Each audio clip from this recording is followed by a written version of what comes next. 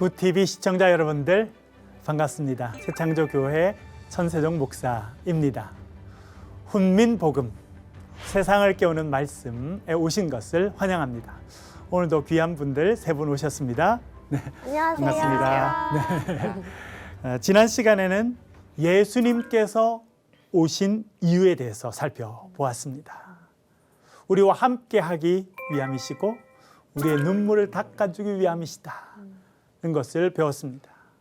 이렇게 예수님께서 오셨는데 이 예수님을 거절한 사람들이 있습니다. 그 사람들은 어떤 사람들인지 오늘 같이 살펴보도록 하겠습니다. 그래서 오늘 제목은 복음을 거절한 사람들, 그런 제목으로 같이 말씀을 살펴보겠습니다. 예수님께서 이 땅에 오셨습니다. 아기의 몸을 입고 오셨는데요. 베들레헴에서 태어나셨습니다. 왜 하필 베들레헴이라고 하는 곳에 태어나셨을까요? 그 이유가 무엇일까? 아주 간단한 답은 엄마가 거기서 낳으셨기 때문에 그렇죠? 아기가 선택할 수 있나요? 엄마가 낳는 곳이 태어나는 곳이 되겠습니다. 그렇죠? 네. 그런 면에서 가장 간단한 답은 엄마 마리아가 거기서 낳으셨기 때문에. 그런데 조금 더 신학적인 대답이 있습니다. 그것은 예수님께서 다윗 왕의 후손으로 이 땅에 오셨기 때문에 다윗의 고향인 베들레헴에 태어나셨다라고 이해해 볼 수 있겠습니다. 예수님의 탄생에 대한 이야기가 가장 구체적으로 나오는 것 중에 하나가 누가복음 2장 말씀입니다. 2장 1절 말씀인데요. 조원성님 한번 부탁드릴게요. 네, 그때 가이사 아구스도가 영을 내려 천하로 다 호적하라 하였으니. 아멘. 아멘. 감사합니다. 여기에 가이사 아구스도가 천하로 다 호적하라고 했다. 호적하라는 것은 주민등록을 하라는 것이죠. 네. 여기에 가이사 아구스도라고 하는 사람이 등장합니다. 그래서 여기서 잠깐 로마적인 배경을 좀 살펴보도록 하겠습니다. 주전 49년 1월 12일 카이사르 장군이 루비콘 강 앞에 서 있었습니다. 한참을 고민하다가 그는 결단하고 이제 강을 건너게 됩니다. 셰익스피어의 유명한 문장이 여기서 나옵니다. The die is cast. 주사위가 던져졌다 라고 하는 표현입니다. 여러분, 주사위가 던져졌다. 어떨 때 쓰는 표현입니까? 돌이킬 수 없는 결정을 했을 때 주사위가 던져졌다. 그런 표현을 쓰게 되는데 카이사르가 루비콘 강을 건너면서 했던 말이라고 그렇게 알려져 있습니다. 그렇게 루비콘 강을 건너고 그는 로마를 차지하게 됩니다. 로마의 실권자가 되는 것입니다. 그리고 그는 나중에 자신의 후계자를 선택하게 되는데 이 후계자의 이름이 옥타비안입니다. 여러분, 보통 실권자가 후계자를 선택할 때 누구를 후계자로 세웁니까? 보통은 아들이죠. 네, 아들이. 그런데 이 옥타비안은 카이사르의 아들이 아니었습니다. 카이사르에게 여동생이 있었는데 율리아라고는 여동생이 있었고요. 율리아가 딸을 낳습니다. 그 딸의 아들이었어요. 멀죠. 복잡하죠. 그러니까 조카가 낳은 사람을 자기의 양자로 맞이하게 됩니다. 그 사람이 역사에서 옥타비안이라는 사람인데요. 카이사르가 이제 로마를 다스려 가다가 살해당합니다. 주전 44년 3월 15일. 그가 아들처럼 사랑했던 브루투스가 이제 원로원에 들어오는 그 카이사르에게 칼을 찌릅니다. 그리고 14명이 달려들어서 카이사르를 살해하게 됩니다. 14명씩이나. 예. 그래서 23군데 칼에 찔려서 죽었다. 그런 역사적인 기록이 있습니다. 카이사르가 그렇게 죽게 되고 난 다음에 이제 그의 후계자였던 옥타비안이 실권자의 자리에 오르게 되었는데 그의 나이 18살이었습니다. 너무 어리죠. 네, 어려워요. 그런데 그 당시 실제적인 힘을 가지고 있었던 사람은 카이사르의 충직한 부하였던 안토니우스였습니다. 마르쿠스 안토니우스. 그러니까 어떤 일이 생겼겠습니까? 이 옥타비안과 안토니우스 사이에 갈등이 커지게 됩니다. 갈등은 점점 더 커져서 결국은 전쟁으로 발전하게 되는데 주전 31년 저 유명한 악티움 해전이 일어나게 됩니다. 그 당시 이집트의 여왕이었던 여왕 하면 여러분 누가 생각나십니까? 이집트 여왕? 클레오파트라. 예, 클레오파트라와 이 안토니우스의 연합군과 이 옥타비안의 군대가 싸우게 됩니다. 결과는 옥타비안이 이기게 됩니다. 이 안토니우스와 클레오파트라가 패전하고 도망쳐 나가게 됩니다. 그런데 어떤 소식을 그 사이에 들었었냐면 이 클레오파트라가 죽었다는 소식을 들어서 더 절망해서 그는 자살을 시도했는데 누가 달려옵니다. 사실은 클레오파트라가 살아있다는 거예요. 그러자 안토니우스가 나를 그러면 그녀에게 데려다 달라. 그래서 안토니우스는 사랑하는 여인의 품에 안겨서 최후를 맞이했다. 그런 이야기가 있습니다. 그리고 시간이 지난 다음에 이 클레오파트라도 자살하게 되죠. 바구니가 들어옵니다. 무화과 열매가 쭉 있었습니다. 그 사이에 독사가 들어 있었다는 것이고요. 그래서 그 독사는 이 파란만장했던 이집트의 여왕 클레오파트라의 인생을 마무리하는 역할을 하게 됐다. 그런 이야기가 전해오고 있습니다. 이제 카이사르의 후계자인 이 옥타비안이 권력을 차지하게 됩니다. 주전 27년 1월 원로원에서는 이 옥타비안이라고 하는 젊은 지도자에게 칭호 하나를 주게 됩니다. 아우구스투스라고 하는 칭호입니다. 신성하고 존경받아 마땅한 그런 의미를 갖고 있습니다. 아우구스투스라고 하는 칭호를 주게 됩니다. 이 칭호를 받게 되면서 역사는 완전히 바뀝니다. 그 전까지는 원로원 중심의 공화 정치를 하는 곳이 로마였습니다. 그러나 이제 옥타비안이 아우구스투스라고 하는 칭호를 받으면서 공화정은 끝마치게 되고 저 유명한 로마 제국이 시작되었습니다. 그래서 이 젊은 아우구스투스는 첫 황제가 됩니다. 그래서 그를 카이사르 아우구스투스라고 불렀습니다. 우리 성경에는 아까 나오던 단어가 있죠. 가이사 아우구스토라고 하는 단어가 그 단어가 되겠습니다. 그래서 배경을 좀 살펴보았고요. 이 황제가 된 이후에 그가 호적하라 그렇게 말합니다. 고향에 가서 주민등록을 하라는 것입니다. 그 당시에 그런 게 별로 없었거든요. 그래서 이제 로마 제국이 발전해 가면서 우리 제국 안에 있는 모든 사람들이 어떤 사람들이 있는지를 알아야겠다. 그래서 다 호적하게 합니다. 인구조사 같은 거죠. 인구조사 같은 거죠. 그래서 영어로는 사실은 센서스라고 돼 있더라고요. 인구조사를 했다. 이런 의미인 것이죠. 그래서 이 예수님의 어머니 마리아, 배가 불러있는 마리아를 데리고 정혼한 마리아를 데리고 요셉이 베들레헴으로. 원래 이 사람들이 살고 있었던 곳은 나사렛이었습니다. 나사렛. 나중에는 예수님께서 나사렛에서 살게 되셔서 나사렛 예수라고 불리시게 됩니다만 나사렛에서 태어나지 않아요. 왜 그러냐면 예수님께서 다윗의 후손으로 태어나셔야 했습니다. 그것을 보여주기 위해서는 다윗의 고향이었던 베들레헴에서 태어나셔야 되는 거예요. 그러니까 호적 등록을 하기 위해서 본인의 호적지로 간 거네요. 그렇죠. 호적지로 간 거죠. 조상들이 대대로 살았던 그 베들레헴으로 가게 된 것입니다. 그 어머니께서. 예. 근데 사실은 배도 이렇게 부르고 만삭이고 이제 산딸이 얼마 남지 않았는데 먼 여행을 가기가 참 어려웠을 거예요. 네. 그런데 황제가 명령합니다. 다 호적을 해라. 그렇기 때문에 그가 이제 베들레헴까지 멀리 가게 됩니다. 사실은 이 일에 가이사 아구스토가 쓰임을 받았다. 그렇게 우리가 생각해 볼 수 있겠습니다. 사도 바울은 이것도 대단히 중요하게 생각합니다. 그래서 로마서 1장 3절에 보면 이렇게 표현합니다. 그의 아들에 관하여 말하면 육신으로는 다윗의 혈통에서 나셨다. 그러니까 예수님께서 다윗 왕의 후손이시기 때문에 어디서 태어나셔야 했던 것입니까? 다윗의 고향인 베들레헴에서 태어나셔야 했던 것입니다. 예수님께서 태어나신 것 기쁜 소식이고 좋은 소식입니다. 복음이죠. 그런데 여러분 제가 하나 질문해 볼게요. 예수님께서 탄생하셨다는 소식, 이 복음이 전해졌습니다. 모든 사람이 좋아했겠습니까? 싫어하는 사람도 있었겠습니까? 싫어하는 사람도 있었을 싫어하는 것 사람이 같아요. 있었겠죠. 어떤 사람이었을까요?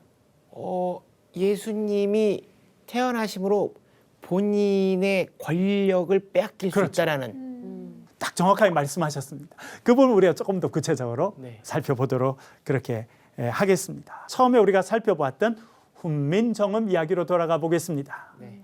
훈민정음에는 세종대왕님의 백성을 사랑하는 마음, 애민사상이 들어있다는 것을 살펴보았습니다. 네.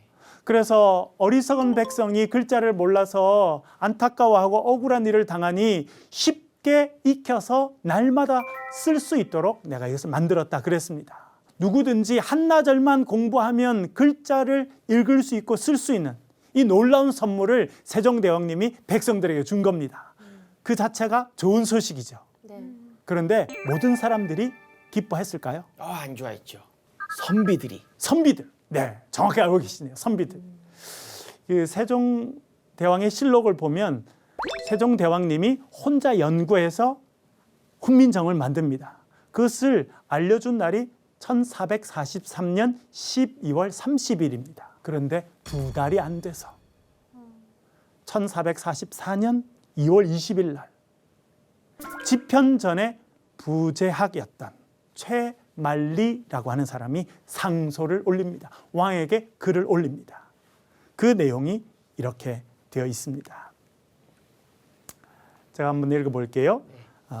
예부터 구주 안에 풍토는 비록 다르오나 지역의 말에 따라 따로 문자를 만든 것이 없사옵고 오직 몽골, 서하, 여진, 일본과 서번이 각각 그 글자가 있으되 이는 모두 오랑캐의 이름으로 말할 것이 못됩니다. 이제 따로 언문을 만드는 것은 중화를 버리고 스스로 오랑캐와 같아지려는 것으로서 어찌 문명의 큰 흠절이 아니오리까. 최만리라고 하는 그 당시 집현전 학자 중에 가장 영향력 있는 학자가 긴 글을 써서 상소를 올립니다. 그 내용이 뭐냐면 이렇게 글자를 따로 만드는 것은 대국인 중국을 섬기는 중화 사상에 어긋난다는 거예요. 그래서 이렇게 글자를 따로 만드는 것은 스스로 오랑캐가 되는 일입니다. 라고 왕에게 이야기한 겁니다. 여러분 너무 충격적이죠. 심지어 어떤 신하는 이렇게 말합니다. 백성들이 글을 읽고 쓰게 되면, 글을 알게 되면 방자하게 행동할 것입니다. 그래서 안 된다는 거예요. 특권층들, 학자들, 그런 사람들에게는 불편한 소식이었다는 겁니다. 왜냐? 백성들이 몰라야 자기한테 와서 물어볼 건데. 그렇죠?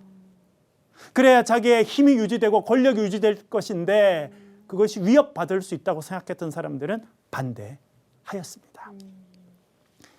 예수님의 소식도 마찬가지였습니다. 예수님께서 이 땅에 오셨다는 소식, 하나님이신 예수님께서 인간의 몸을 입고 이 땅에 오셔서 임마누엘, 우리와 함께 하시는 하나님을 보여주셨다고 하는 소식이 어떤 사람에게는 좋은 소식이었고 어떤 사람에게는 좋은 소식이 아니었다는 것입니다. 그럼 어떤 사람에게는 좋은 소식이었겠습니까? 목동들입니다. 목동들. 누가복음 2장에 그 부분이 나오고 있는데요. 강윤지님 천천히 한번 읽어봐 주시길 부탁드릴게요. 네. 그 지역의 목자들이 밤에 밖에서 자기 양떼를 지키더니 주의 사자가 곁에 서고 주의 영광이 그들을 두루 비춤에 크게 무서워하는지라. 그다음에는 진은희님 나머지 두 부분 좀 읽어주시길 부탁드립니다. 천사가 이르되 무서워하지 말라. 보라, 내가 온 백성에게 미칠 큰 기쁨의 좋은 소식을 너희에게 전하노라. 오늘 다윗의 동네에 너희를 위하여 구주가 나셨으니 곧 그리스도 주시니라. 아멘. 아멘. 예수님께서 이 땅에 태어나신 소식은 기쁜 소식입니다. 근데 천사가 누구에게 알려준 것입니까? 백동들에게 목동이 어떤 사람입니까? 양을 치는 사람이죠. 낮에 이제 양을 이제 돌봅니다. 그래서 푸른 풀밭으로, 그렇죠? 칠만한 물가로, 그래서 물도 먹이고 풀도 먹이고 그렇게 양을 데리고 다녀요. 그러면 해가 지면 칼퇴근 할 수 있습니까? 우리 직장인들 다 이제 칼퇴근 해야 되는데 목동들 칼퇴근 가능합니까? 안 되죠. 안될것 지켜야죠. 같아요. 그렇죠. 네. 들짐승들로부터 그렇죠. 지켜야죠. 밤에 양들만 있으면 짐승들이 와서 잡아먹을 수도 있고 도둑들이 와서 훔쳐갈 수도 있으니까 밤에도 양들 틈에서 잠을 자야 했어요. 외롭고 지치고 위로가 필요한 사람들, 하나님께서 전해주실 하늘의 위로를 기다리던 사람들, 목동들에게 이 예수님 오신 소식은 너무 기쁜 소식이었습니다. 그래서 천사들도 그렇게 말하지 않습니까? 내가 온 백성에게 미칠 큰 기쁨의 좋은 소식을 전한다. 다시 말하면 복음을 전해준다. 그 복음의 내용이 무엇입니까? 오늘날 다윗의 동네에 구주가 나셨으니 곧 그리스도 주시다. 다윗의 동네에 예수님께서 태어나셨다는 것이 천사가 전해준 복된 소식이었어요. 그것을 듣고 목동들이 어떻게 합니까? 달려가요. 마구간으로 달려갑니다. 거기에 아기 예수님이 계시고 그 예수님 앞에 엎드려서 절을 했습니다. 그리고 마리아와 요셉에게 천사들이 자기에게 나타나서 알려준 이야기를 해주게 됩니다. 그리고 그들이 하나님께 영광을 돌리고 찬송하며 돌아갔다. 그렇게 누가복음 2장에 나옵니다. 하나님께 영광을 돌리고 하나님을 찬송하며 하나님 감사합니다. 우리에게 기쁨의 소식을 전해주셔서 감사합니다 하고 하나님께 영광을 돌리고 찬송하면서 기쁨으로 다시 자기 일터로 돌아갔다는 거예요. 그런데 이 예수님의 소식을 기쁘게 받아들이지 못한 사람이 있습니다. 그 사람이 헤롯 대왕입니다. 마태복음 2장에 보면 우리가 잘 아는 동방의 박사들이 나오죠. 그분들이 밤에 별을 보니까 별이 있고 별이 아주 밝게 빛납니다. 아주 좋은 일이 있었다는 것을 알게 됩니다. 그들이 별을 따라서 동방에서 이제 유대 땅으로 오게 됩니다. 예루살렘으로 가게 됩니다. 수도에 갔죠. 왕을 만납니다. 헤롯 왕에게 갑니다. 왕이여, 우리가 하늘을 바라보았더니 특별한 별이 떠 있습니다. 그 별을 따라왔습니다. 유대 땅에 왕이 태어난 것 같습니다. 그 왕이 태어난 곳이 어디입니까? 라고 물어봅니다. 헤롯 왕이 기뻤겠습니까? 안 기뻐요. 안 기쁘죠. 지금 왕이 누구예요? 자기요. 자기예요. 헤롯 왕은 사실은 유대인도 아니었어요. 이두메라고 하는 지역 출신이었습니다. 유대인이 아니었습니다. 그런데 유대 땅에 왕이 된 거예요. 어떻게 왕이 되지? 어떻게 됐냐면 뇌물을 썼어요. 그 당시도 뇌물이 통했어요. 처음에 이 사람 누구에게 뇌물을 줬냐면 안토니우스, 가이사르의 충직한 신하였고 실권을 갖고 있던 안토니우스에게 뇌물을 줍니다. 그런데 여러분 말씀드린 대로 악티움 전쟁을 하게 돼서 안토니우스가 자살하게 되잖아요. 그 다음에는 옥타비안이 왕이 되잖아요. 네. 그래서 죄송합니다, 잘못했습니다 하고 더 큰 돈을 이제 갖다 바칩니다. 와, 그래, 봐줄게. 이제 네가 유대 땅 다스려. 이렇게 하게 된 거예요. 계산이 빠른 사람이네요. 계산이 빠르죠. 야. 그리고 그는 대단히 잔인했습니다. 자기의 왕권을 지키기 위해서 아내와 자식들도 차례로 죽이거든요. 그처럼 왕권에 집착했던 사람이 이 헤롯 대왕인데 무슨 소식을 듣습니까? 유대 땅에 왕이 태어났다는 거예요. 어머. 너무 싫었겠다. 너무 싫었겠죠. 너무 싫었겠죠. 정말. 그렇죠. 당장 그런데 겉으로 웃었어요. 그러면 내가 알아보죠. 그래서 제사장하고 서기관들을 물어봅니다. 유대 땅에 왕이 태어났다는데 도대체 어디서 태어나겠느냐? 네, 유대 고을 중에 가장 작은 베들레헴입니다. 그곳에서 태어날 것입니다. 그러자 베들레헴이랍니다. 가보십시오. 그리고 가거든 정말 왕이 태어났거든 저에게도 알려주세요. 내가 가서 나도 경배할게요 라고 거짓말합니다. 거짓말. 거짓말이죠. 너무 무서워요. 너무 무섭죠. 그래서 그 박사들이 가서 예수님께 경배하고 우리가 잘 아는 대로 세 가지 예물을 드리죠. 황금과 유향과 몰약을 드립니다. 근데 천사가 나타나서 헤롯에게 돌아가지 말고 딴 길로 가라 말합니다. 그래서 딴 길로 가요. 한참을 기다려도 동방 박사들이 안 옵니다. 쏘갔구나. 생각된 그가 하는 행동을 성경은 이렇게 말해 줍니다. 조원성님 천천히 한번 읽어봐 주시기 부탁드릴까요? 이에 헤롯이 박사들에게 속은 줄 알고 심히 노하여 사람을 보내어 베들레헴과 그 모든 지경 안에 있는 산의 아이를 박사들에게 자세히 알아본 그때를 기준하여 2살부터 그 아래로 다 죽이니. 이건 아멘 하기가 좀 어려운 말씀이에요. 네. 그렇죠? 어떻게 했다는 겁니까? 자기가 소식을 들었을 그때를 기준으로 해서 2살 밑에 아이들은 다 죽이라고 어이구. 그렇게 한 것입니다. 그러니까 예수님께서 이 땅에 오신 것은 복된 소식입니다. 예수님께서 우리와 함께 하시고 우리를 위로하기 위해서 임마누엘로 이 땅에 오셨어요. 이 소식이 헤롯에게는 복음이 안 된 겁니다. 왜 그렇습니까? 이 자기가 땅에서 왕권을 왕이 돼야 뺏기니까요. 돼요. 그렇죠. 자기가 권력을 누리고 있으니까. 네. 이 땅이 변하지 않고 지금 그대로 있어야 자기의 특권을 유지할 수 있고 자기의 왕권을 유지할 수 있으니까 예수님 오신 것이 좋은 소식이 안 됐습니다. 그러나 대신 가난하고 힘들고 외로웠던 목동들에게는 가장 좋은 소식, 하나님께 영광을 돌리는 그런 소식이 되었다는 것을 알려주고 있습니다. 아니 근데 헤롯 왕은 그렇게 계산이 빠른 사람이어서 이쪽에다 뇌물 주고 전쟁에서 지니까 이쪽에다 줘가지고 왕이 됐는데 얼추 계산해 보면 예수님께서 청년이 되실 나이에 본인이 노인이 될 텐데 예? 얼추 잘 계산해서 예수님한테 잘 보일 생각을 하지 왜 그랬대요? 그런 마음이 이해- 없었던 거죠. 나 말씀드린 이해가 안 것처럼 그는 왕권에 대단히 집착했습니다. 내가 도대체 어떻게 얻은 왕권인데. 그래서 자기 아내도 그러니까 가족도 다 자식들도 차례로 위협이 될 것 같은 사람은 죽여버린 거예요. 왕위를 계승할 자식까지 죽여버렸으니까 그렇죠. 뭐 네. 그래서 그에게 있어서 이 땅의 유대인의 왕, 만왕의 왕이 오셨다고 하는 것은 좋은 소식이 되지 못했습니다. 그래서 그는 복음을 거절한 사람이 된 것입니다. 오늘은 복음을 거절한 사람에 대해서 저희들이 배웠죠. 복음이 들리면 다 기뻐해야 될 것 같은데 어떤 사람은 거절합니다. 왜 그렇습니까? 하늘의 위로를 기다리지 않는 사람은 거절하게 돼 있어요. 그러나 하늘의 위로를 기다리는 사람들은 예수님의 오신 소식이 기쁨의 소식이고 좋은 소식이 되는 것입니다. 오늘 강의는 여기까지 하도록 하겠습니다. 질문하실 거나 또 느끼신 게 있으면 좀 말씀해 주시기 부탁드립니다.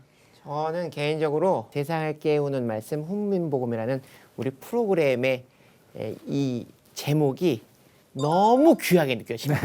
목사님의 말씀을 들으면서 너무 귀하게 느껴져요. 네. 야 정말 기가 막힌 아이디어인 것 같습니다. 예, 네. 그렇게 말입니다.